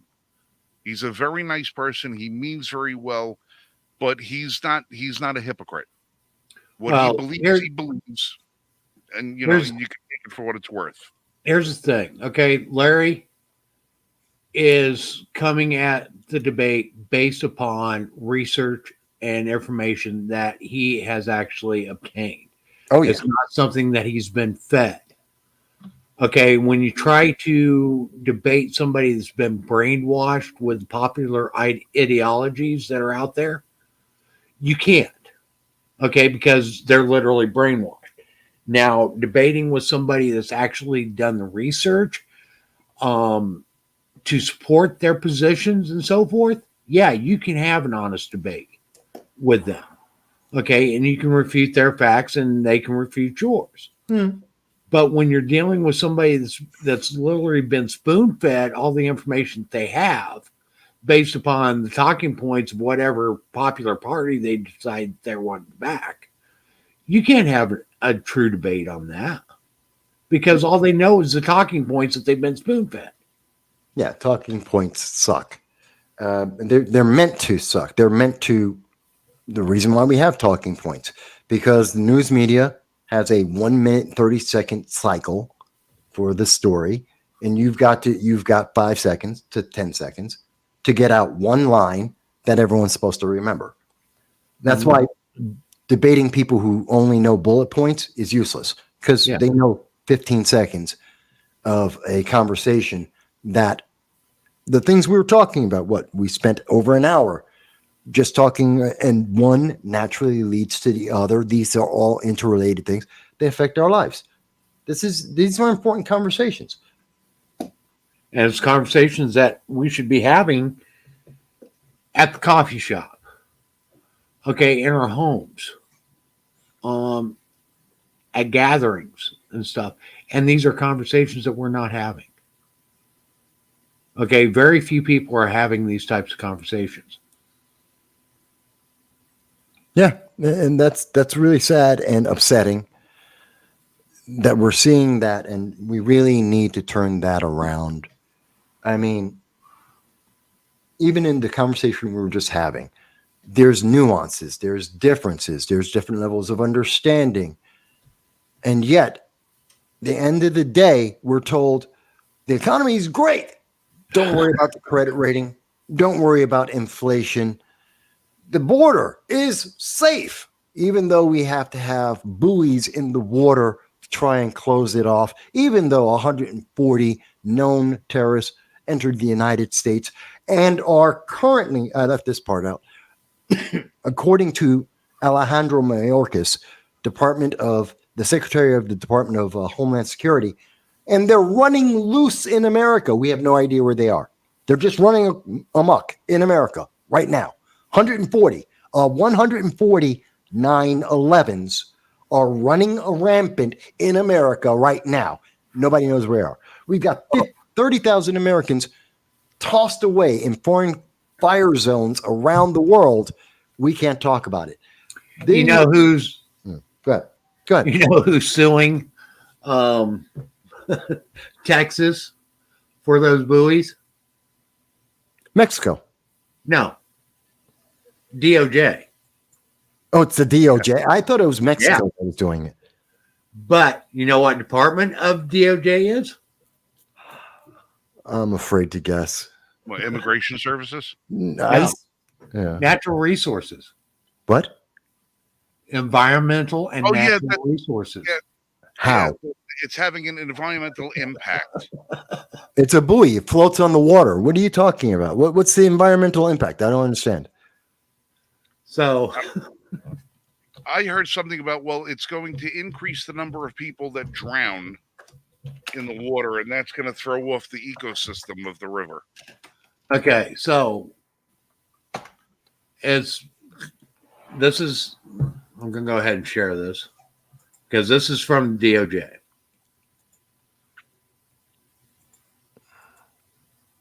Okay. Department of Justice files complaint against the state of Texas for illegally placing floating buoy barrier in the Rio Grande. Okay. We allege that Texas has flouted federal law by installing a barrier in the Rio Grande without obtaining the required federal authorization. Okay. The Rivers and Harbors Act is clear in prohibiting the placement of any unauthorized barriers or obstructions in the Rio Grande or other navigable waters of the United States. So they're using the Rivers and Harbors Act. It's a border. It's not a river. It's a border. Okay. How about that? It's the border of and the Justice Department's Environment and Natural Resources Division. We intend to seek appropriate legal remedies, including the removal of such obstructions in the Rio Grande. Okay, so the fact that 6 million people, let's be kind. Let's round the numbers down as low as you really want to. Let's go with numbers that every leftist would agree with. 1 million 1 million illegal aliens a year. Undocumented individuals, Yeah, the document they miss is any authorization to be there. amnesty seekers. Criminals. These criminals, let's just call them criminals, are running through a river every year. And that means they're taking water out of the river because they're wet as they cross the river. And it's not because of any racial thing. If you cross a river, your clothes will be wet. It's just what happens. So for any idiot out there saying, oh, it's racial. No, it's just physics. It's natural physics. So they're taking water out of the river and they're affecting the river with all of the mud that they track by their shoes because they've been walking for 2,000 miles. All the mud and dirt that they have on them is going in. Isn't that a bigger ecological disaster? Shouldn't that be the reason why we are stopping them? I'm using the leftist ideology on this. Okay, What do you about- know the What Rivers about and Harbors Act? migratory of fish and birds? What about the spawning season? What about the crustaceans that live in the river? What All about being the affected by the 6 million. shrimps? Everything that lives in that river is affected. What about all the the pollutants that are brought into there? All the boats that they try to bring across that sink in the river because they're overburdened. What about the oils, the gasolines, the greases, all the rest of that? Let's not even talk about the amount of drugs that get poured into that river every year that's never really recovered. Yeah. None of that has any effect on the ecological wellness of the river. And there goes, and see, Frank, you fell right. You're right there with me. And we can come up in the space of literally, this isn't scripted. We're live. We thought this up. It took us, 2 minutes to think up a dozen ecological disasters that are being created that the left are concerned about by haven't even talked allowing. about invasive species yet. Guys, you know how I talk about right behind the house here we have a nature preserve. Yeah. And I was so excited to come here because it was all this state land, and on state land you're allowed to go out and shoot on state land so long as you're doing it in a safe manner in a berm and not shooting at live animals, trees, or whatever the case was. Do you know why the nature preserve was established here? No. A freshwater clam. What? That's a freshwater clam that was thought to be near extinct was found in a small tributary here in North Carolina, and they redesigned the entire habitat here so that they could better facilitate the preservation of this freshwater clam that doesn't survive anywhere else in the world. It doesn't go anywhere. But this whole nature preserve was designed and dedicated to the preservation of a freshwater clam that you can't even eat. That's what this was. If the state of North Carolina spent all of these millions and millions of dollars to preserve this, surely there must be something in the Rio Grande worth saving. I would have to think so. And if I was a leftist like PETA, I'm sure I could. If I was part of Just Stop Oil, I'm sure they could. Why does the Sierra Club not protest how badly the Rio Grande is decimated every year by human intrusion? Because they don't care. Because that would interfere with votes that might be affecting the Democratic Party. They don't want it, because then you would have a reason for the leftists to say, Kamala, you're not doing your job. The only job you were given 3 years ago, you have failed. Why should we reelect you? See, that's the logical conclusion. If you're following it because you're into animals, you're into the environment, logically you would say, well, then stop this. But you're not supposed to think about that. You're not supposed to make the logical connection of the ecology and millions of people destroying that ecology. That's not a conversation we're supposed to have, because CNN hasn't figured out a way to spin that and make it bad for Republicans. Am I wrong in understanding that? because it makes sense to me why they're doing it. That's the reason why they're doing it. Okay. Well, they're going to have a hard time fighting this. Okay, because the law that they're trying to use is obstruction of navigable waters, generally wharves, piers, etc., excavations, and filling in. The creation of any obstruction not affirmatively authorized by Congress to the navigable capacity of any of the waters of the United States is prohibited and shall not be lawful to build or commence the building of any wharf, pier, dolphin, boom, weir, breakwater, bulkhead, jetty, or other structures in any port, roadstead, haven, harbor, canal, navigable river, or other water of the United States outside the established harbor lines or where no harbor lines have been established except on plans recommended by the Chief of Engineers and authorized by the Secretary of the Army. And it shall not be lawful to excavate or fill in any manner or alter, modify the course, location, condition, or capacity of any port, roadstead, haven, harbor, canal, lake, harbor of refuge, or enclosure within limits of any breakwater or the channel of any navigable water of the United States, unless work has been recommended by the Chief of Engineers by authorized by the Secretary of the Army prior to the beginning of same. Okay, that's what the law says. So it means it doesn't apply. If I'm listening to that, right, it doesn't apply. Right. The Rio Grande is not considered a navigable river. Okay, it's at its greatest depth, it's 60 feet. Okay, and navigation is only possible near the mouth of the river. In some rare circumstances up to Laredo, Texas. Yeah, if it's flooding, if it's the river is not navigable by passenger riverboats or by cargo barges. Right. That's why people walk across the river. Mm-hmm. Right. And we're not using rafts anymore. No. So again, it doesn't apply. It should be thrown out. Exactly. Okay. Unless the United Rio States Grande is not a navigable river. It's not a trade route. So, I mean, all the way around, it's a losing battle. Also, like you did. what Texas should do is actually challenge the constitutionality of that act to begin with. Okay, it's a leftover from the Civil War. Okay, that's what really instituted it, was because the South blocked a lot of rivers. What's that sound? It's Kamala Harris laughing. Oh, it's her. Yeah. Oh, Yeah, this is her seriousness on the border.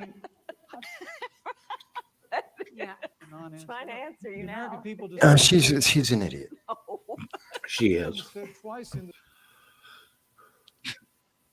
I mean, I just found a video of her laughing for 10 hours straight.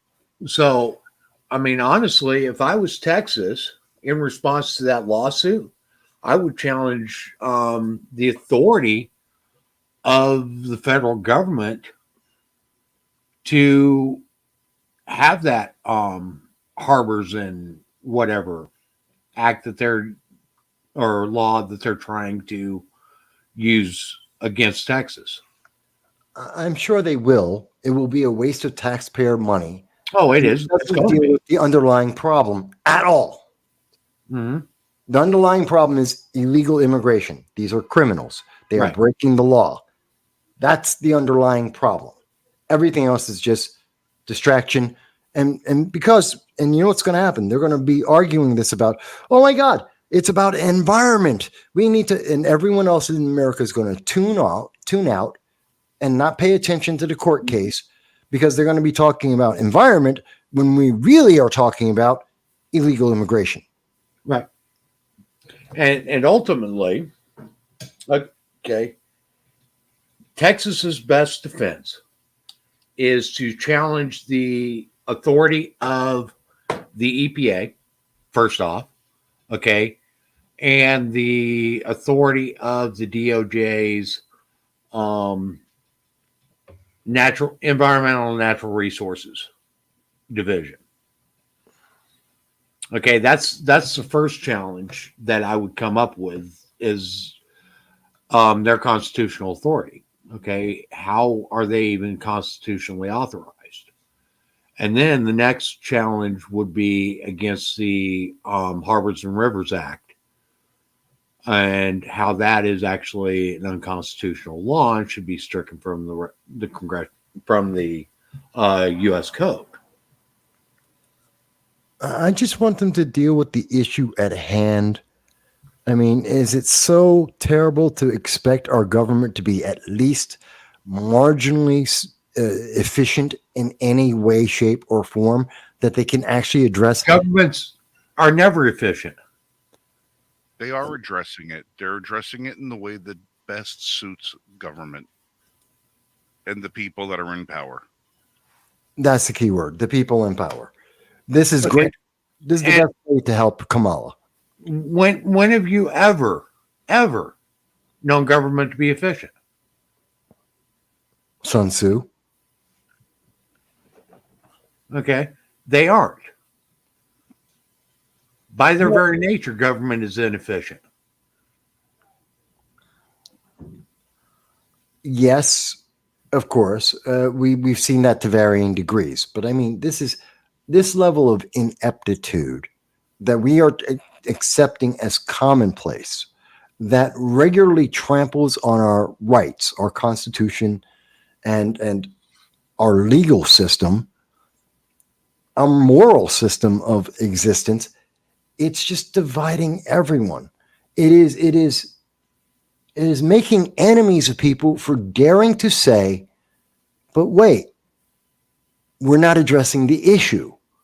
We're running away from the issue about as fast as we possibly can because you're afraid of dealing with the negative political ramifications. Yeah. When has government ever addressed the issues? They used to address them. They may not have done anything good with it. They may have been a failure in trying to resolve it, but they'd at least have the balls and the honesty to look the American people in the eye and say, you know what? We don't have a good answer.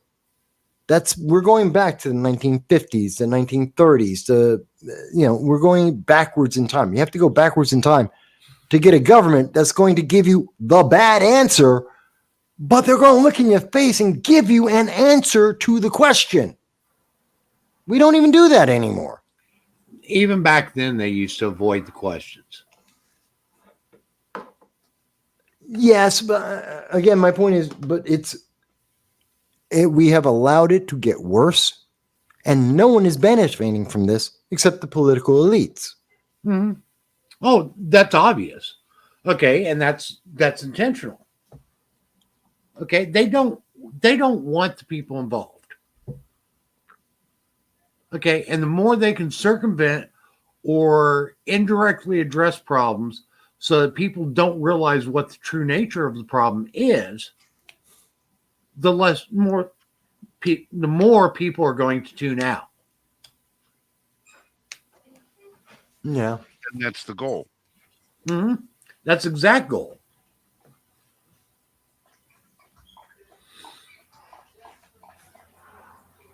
I don't know. It just pissed me off. And I'm glad that there are people out there besides us. And so, again, people, you get to see, it's not just us. I mean, Larry's a libertarian. He's a well-known libertarian across the nation. You don't have to be Republican. You don't have to be conservative to be concerned about these things.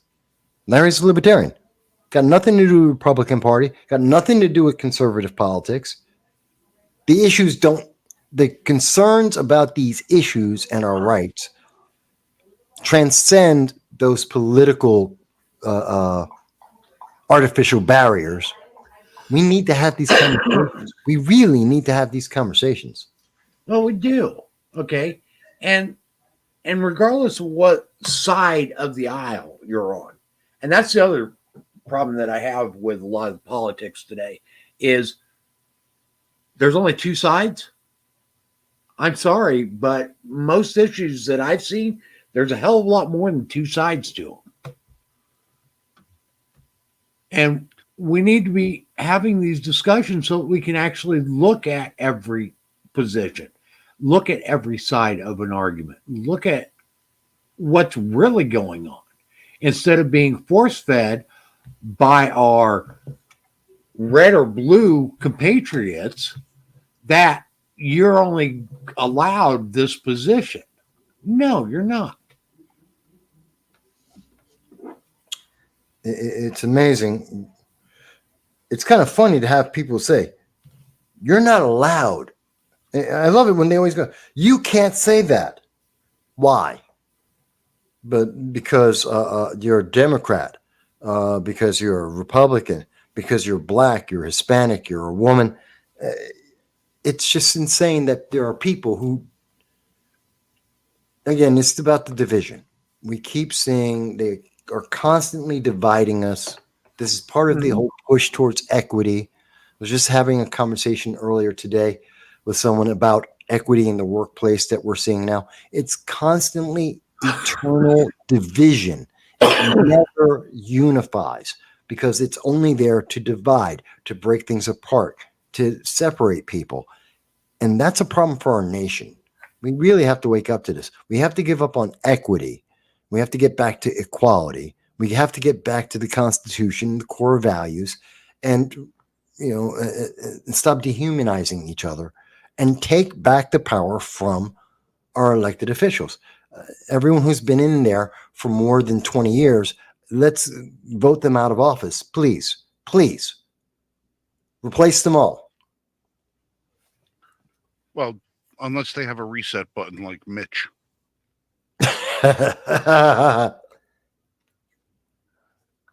Yeah, him and Dianne Feinstein, and of course Joe Biden and Fetterman as well. They're all in that same class. Well, listen, guys. It's 11 o'clock. What do you say we call an early evening to this week's show? Oh, we just lost Mike anyway. Mike just said, "Friggin', I'm leaving." He said, "Screw you! I'm getting out of here." Yeah. How's things in the Big Apple? Well, as you can see, the new studio means that I'm at an angle. So, like to see my screen, I've got to turn this way. Right. Which gives me an interesting profile picture, but it's a little weird. Still getting used to it. Still trying to work out some details. Being back in the Bronx is noisy, dirty, loud, and very Democrat. So that's kind of fun. Yeah, well, I would like to try and say, I'm happy for you, but I'm it's temporary. Yeah, considering where you are, but that's right. You'll be back up and running in your own steam in no time.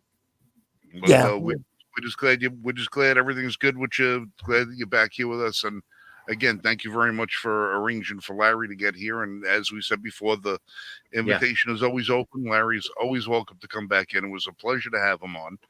He's a spirited young man. Yeah. He's actually the same age as me. Oh, well, like I said, a spirited young man. Yeah. Well, okay. But like I said, I'm just going to close you. I've been up since 3:00 this morning. I am exhausted. I was telling Michael this morning. We bought McDonald's this morning, and this afternoon I looked at it and said, "When the hell was I at McDonald's?" And I said, "Oh, that was yesterday." And then I had to think about it. I was like, "No, Mark, that was like 5 hours ago." Oh, man. My days are all bleeding one into the next right now. It's ridiculous.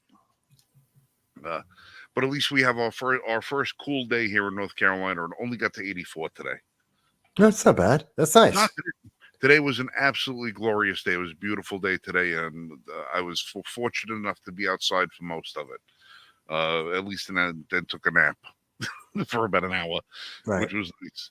It was nice to be able to sleep outside for an hour, except the way I was contorted on a little love seat. when you got 6'3", 275 pounds of me sitting in a twisted up knot on a little love seat that's only designed for a 5'2" person, and nobody bothered to wake me up and say, "Hey, you don't look comfortable." I'm paying for it. I'm paying for it now. But all right, listen, I'm gonna leave you guys to go. I'm gonna go get my medication, go get myself something to eat, something to drink. I'm starving. Until next week, you guys be safe, shoot straight, and I'll catch you guys next week. You guys can wrap it up at your own accord. Have a good night, fellas. All right. And just like, are we out? Oh, okay. But I too have to take off. Like I said, the studio is still new, still moving stuff and rearranging stuff. So this is the temporary look. I'm working on it. But folks, I'm looking forward to hearing from everybody very soon. Remember, every Friday, got to be here with us. Thanks, folks.